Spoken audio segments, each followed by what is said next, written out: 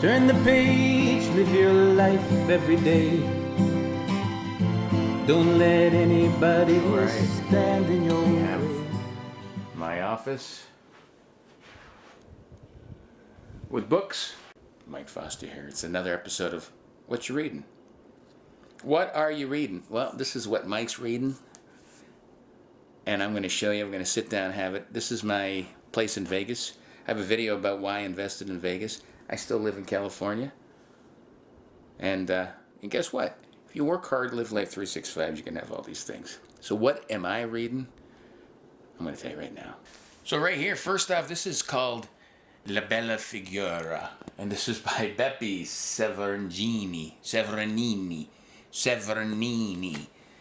Okay, if you take it from that, this guy's Italian. I read this book recently, and it's called A Field Guide to the Italian Mind. Now, I have Italian heritage, and anyone who wants to get to know me, you should read this book. But it's really a great book. He goes city to city in Italy, and he talks about, how to survive Italy and what the Italians are thinking, because Italians are interesting people, to say the least. I have Italian heritage, and I understand the Italian mind a lot better now than I did before I read this. Check it out. I was planning a trip to go to Italy. That's why I read this book. I haven't gone yet because of the European turbulence right now, but I'm going to still try to go. So, La Bella Figura.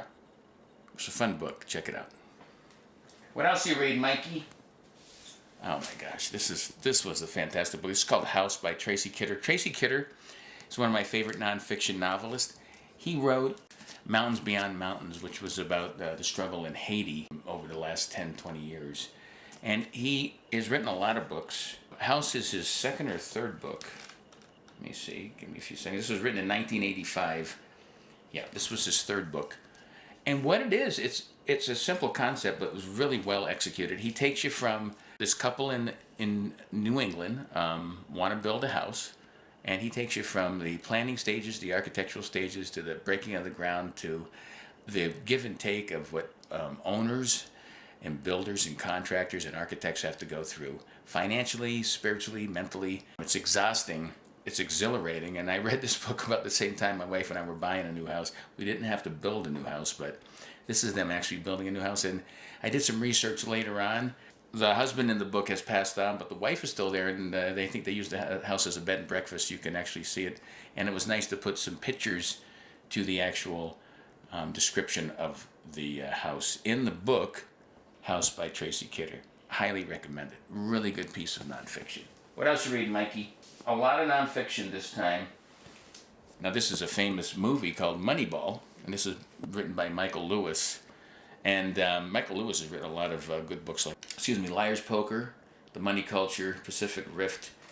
This was written about 10 years ago, and of course the movie starring Brad Pitt and, who was the other guy? I actually can't remember his name. It was nominated for a lot of awards. This is actually better. Of course, it gives you more in-depth reading about Moneyball. And basically, it's the art of winning an unfair game. This is about Billy Beane of the Oakland Athletics and how he didn't have enough money to compete with the big teams like the Red Sox, the Yankees, the Dodgers, the Cubs now. Congratulations, Cubs. And how he put together a series of, I guess you could just say it's statistics, using everything that was out there that's cheaper and using ball players that didn't cost 1/10 what the big money ball players.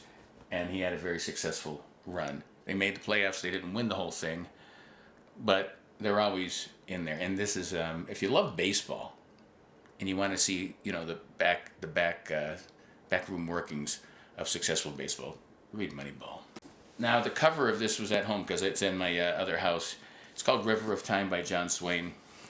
This book broke my heart. It's about the genocide in Cambodia from the 1970s to 1975. He was a journalist. He's actually one of the journalists who was involved in the killing fields, and that was during the Vietnam War that spread out into Cambodia. And, there's only one thing to say about it. I can't believe what mankind can do to other people. But it's must reading. You need to read about it to understand it, to wrap your head around it to try to ensure that it never happens again. And he really talks about how much he loved Indochina and the Mekong River and the Mekong Valley and all the beauty there, and how he saw the beauty before the war, during the war, and tried to regain some of that after the war. And love's lost, and lots of violence, and lots of loss. And I think it's an important book, and John Swain is an important journalist. So, River of Time, which of course is the Mekong River. And lastly, I guess Mike had genocide on his mind. This is at least fictional, but it takes place during a historical period when the Armenians were persecuted and wiped out during the First World War and the times after that. And it goes back and forth of present time to back then. Chris Bojelian, who was Armenian, talks about his great-grandparents and what they went through during the 1910s and 15s and 20s, and how it affected his life. It's called the Sandcastle Girls.